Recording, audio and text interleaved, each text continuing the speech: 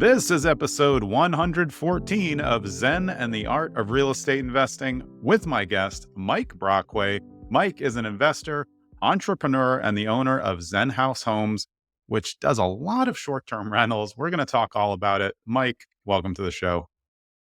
Thanks. Happy to be here.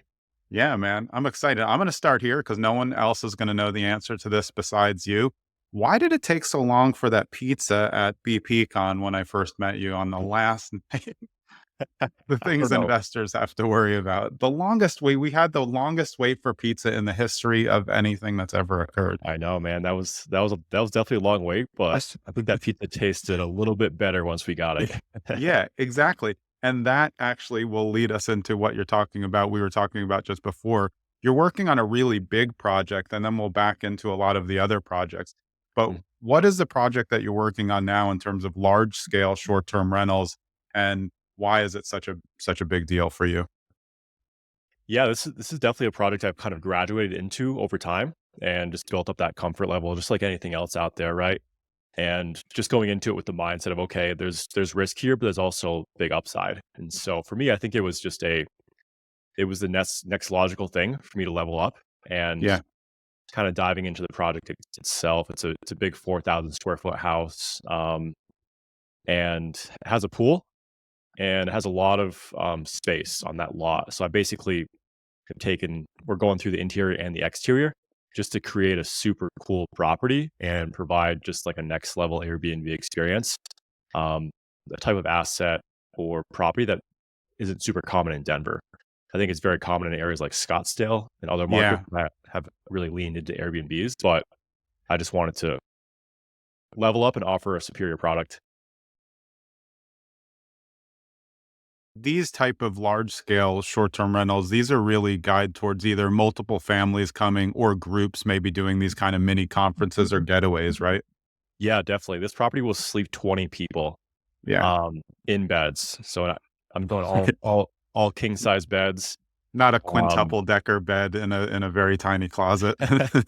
I'm actually avoiding bunk beds because my cleaners hate bunk beds Yeah. during turnovers. So I'm like, okay, this is a big property for them. Let's make this streamlined and keep it easy on them, keep it easier on the cleaning fee.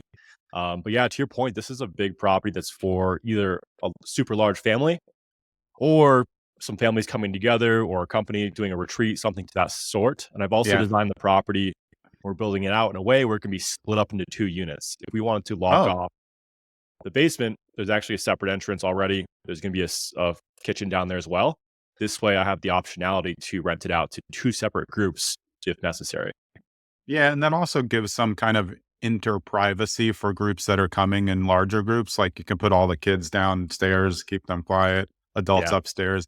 I do like the slidability of these bit larger scale projects because I feel like when people used to do events, they were always thinking big scale, big scale. I'm going to go to convention center, but nobody really needs to do that. And I think more people in spaces of coaching are moving towards these smaller mastermind groups where it could be 20 people. And that's a perfect opportunity because they're getting paid to bring in the clients to have it, and then they can rent something, but everyone's around each other all the time. So I think it really does work in a business context for that as well. Have you seen that though in the other areas? I've seen that in Scottsdale as well. Just in terms of what's going in there, it's not just all families. Yeah, I've definitely seen signs of it here and there. A few of my properties are on the smaller side, but when it comes to my two larger properties that I own, there's a wide variety of guests. And to your point, I think that's just a better environment for like more impactful conversation, retreats, whatever it might be, right? Yeah, Um, I try to go to large conferences. That's where you and I saw each other last at yeah. BPCon.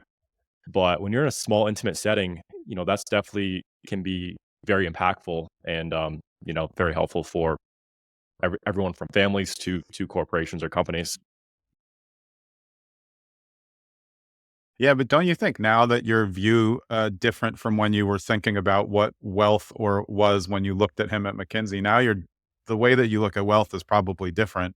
Multiple properties generating income is not something that a lot of us think of as a kid, and Hmm. it's not traditional, so it doesn't make sense. So for you now, just yourself, but even for family, it's they can see the results. Has that changed kind of the way you've looked at it and everybody else as well?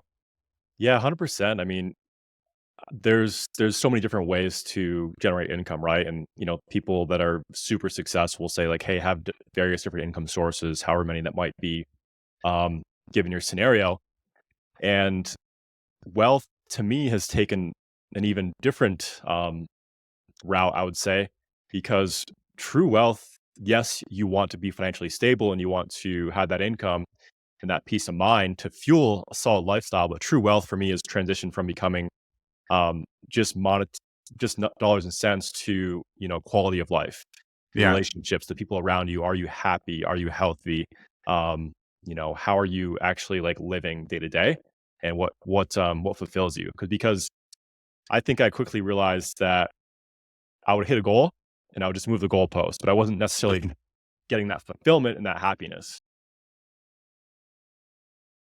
How important has it been to you to understand the regulations of short-term? I mean, obviously now going to this many units, you know it, but I think there's a lot of people who look at short-term rentals, don't think about it. They think, well, it shouldn't be that hard. And then you can really end up with trouble, especially if you're doing something larger and then you can't get the income out of it that you expected.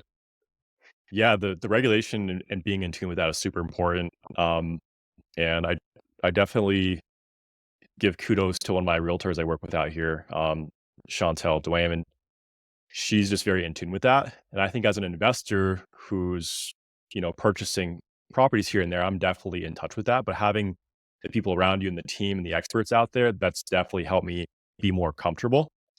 And just making an effort to keep that top of mind and stay in touch when it comes to regulation.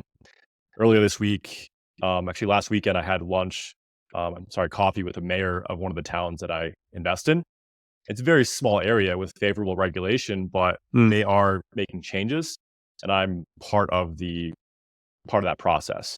So I'm very, very involved there. And we were on a panel this past week, myself, another investor, um, and just staying in touch with that stuff and being on top of it is super important. And then also having optionality to your point, if the property doesn't work as a short-term rental, I want it to be able to um, work as a medium-term rental or maybe a long-term rental, right? I do have a couple properties that I would have to f- utilize a different strategy like corporate housing or even sell, but just having that optionality when you're getting started is super important in my opinion.